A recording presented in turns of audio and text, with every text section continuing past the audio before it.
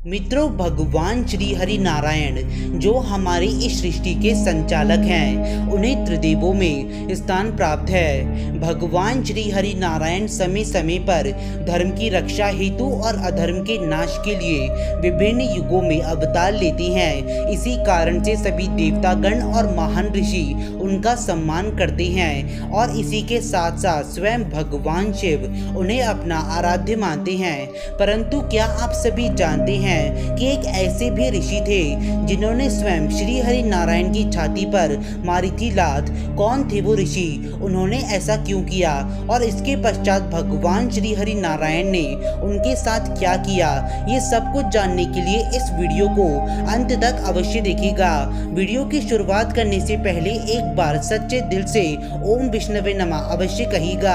आपके अपने channel history of God में आप सभी का बहुत बहुत स्वागत है। अगर आपने अभी तक हमारे चैनल को सब्सक्राइब नहीं किया तो हमारे चैनल को सब्सक्राइब कर दीजिए, इस वीडियो को एक लाइक कर दीजिए, बेल आइकन आएगा उसे ऑल पे सेट कर दीजिएगा ताकि हमारी लेटेस्ट वीडियो सबसे पहले आपके पास पहुंचे।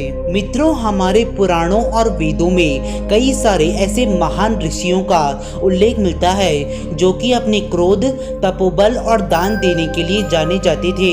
उन्हीं में से एक थे महर्षि भृगु। महर्षि भृगु ब्रह्मदेव के मानस पुत्र थे। उनकी पत्नी का नाम ख्याति था। वे त्रिदेव अर्थात ब्रह्मा, विष्णु और महेश इन तीनों का ही बहुत ही ज्यादा सम्मान करते थे। तो आखिर ऐसा क्या हुआ कि महर्षि भृगु को माननी पड़ी भगवान श्री हरि नारायण की छाती पर लात? दरअसल एक बार सरस्वती नदी के तट पर सारे महान ऋषि एकत्रित हुए। तब वे सभी यह विचार करने लगे कि आखिरकार ब्रह्मा, विष्णु और महेश इन तीनों में ही सबसे बड़ा और सर्वश्रेष्ठ कौन है? कुछ ऋषियों ने कहा कि ब्रह्मदेव सर्वश्रेष्ठ हैं, कुछ ने कहा कि भगवान श्री हरि नारायण सर्वश्रेष्ठ हैं, तो कुछ ने कहा कि भगवान शिव सर्वश्रेष्ठ हैं। जब बहुत समय बीत जाने के बाद भी इस बात के ऊपर कोई भी निष्कर्ष नहीं निकला, तब ऋषियों ने त्रिदेवों की परीक्षा लेने का निर्णय किया। इस कार्य को करने के लिए सभी ऋषियों ने महर्षि भृगु को नियुक्त किया। मित्रों, सभी ऋषियों के कहने पर महर्षि भृगु इस कार्य को करने के लिए सज्ज हो गए। तब वह एक एक करके त्रिदेवों के लोकों में गए।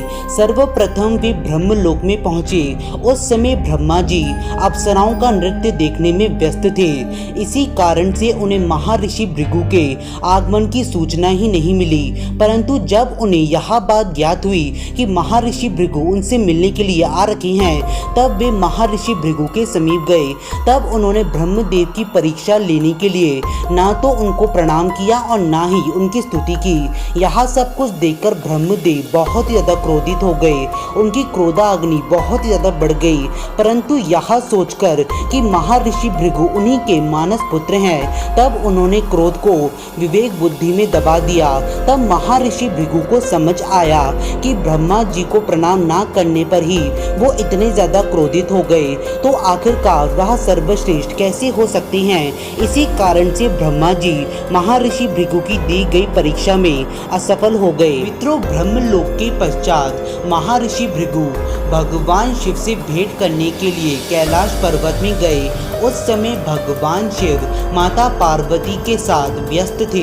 परंतु जब उन्हें यह बात ज्ञात हुई कि महर्षि भृगु उनसे मिलने के लिए कैलाश पर्वत में पधारे हैं, तब उन्होंने महर्षि भृगु के आलिंगन के लिए अपनी भुजाओं को फैला दिया।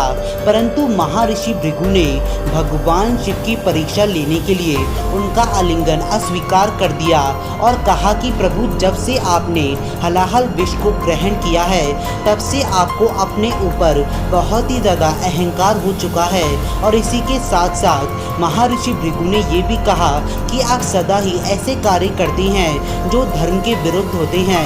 आपको इस बात का ज्ञान सदा ही होता है कि भविष्य में क्या होने वाला है, परंतु इसके पश्चात भी आप कई सारे राक्षसों और असुरों को ऐसे ऐसे वरदान दे देते हैं जो सदा ही सृष्टि का अहित करते हैं। यह बात सुनकर भगवान शिव को बहुत ही ज़्यादा क्रोध आया और उन्होंने क्रोध में आकर अपना त्रिशूल उठा लिया।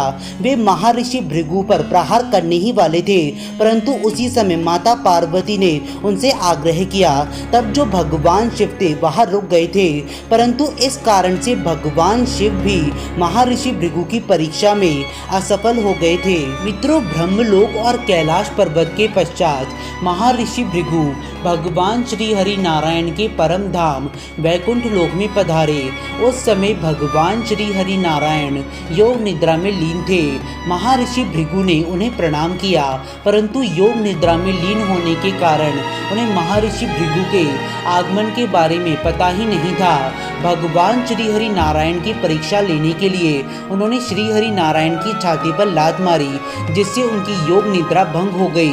उन्होंने उसी समय महर्षि भृगु के चरणों को पकड़ लिया और कहा कि हे महर्षि, कहीं आपको चोट तो नहीं लगी? मेरा शरीर वज्र के समान है, मुझे आपके आगमन के बारे में पता नहीं था। कृपया कर आप मुझे क्षमा कर दीजिए। आपके चरणों का स्पर्श तीर्थों को पवित्र करने वाला है। आपके चरणों को स्पर्श करके आज मैं धन्य हो गया। भगवान श्री हरि नारायण का प्रेम देखकर उनकी आंखों से आंसू निकल गए।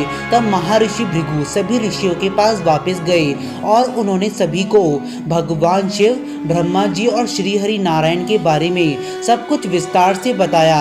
यह बात सुनकर सभी ऋषि बहुत ही ज़्यादा हैरान हो गए और उनके सभी संदेह दूर हो गए थे। तभी से सभी ऋषि श्री हरि नारायण को सर्वश्रेष्ठ मानने लगे और उनकी पूजा करने लगे। मित्रों, हमारे पुराणों और वेदों में श्री हरि नारायण को ही सबसे ज़्यादा पूजनीय बताया गया है। मित्रों, आज की इस वीडियो में बस इतना ही। आशा करते हैं कि आप सभी को हमारी यह वीडियो पसंद आई होगी। यदि पसंद आई है तो वीडियो को लाइक कर दीजिए और चैनल को सब्सक्राइब कर दीजिए, क्योंकि हमारे चैनल पे सनातन धर्म से जुड़ी गई सारी जानकारी हम सीधा आप तक पहुंचाते हैं। एक बार सभी जीवों के कल्याण हेतु ओम नमः शिवाय और ओम विष्णवे नमः अवश्य कहिएगा। आप सभी का धन्यवाद।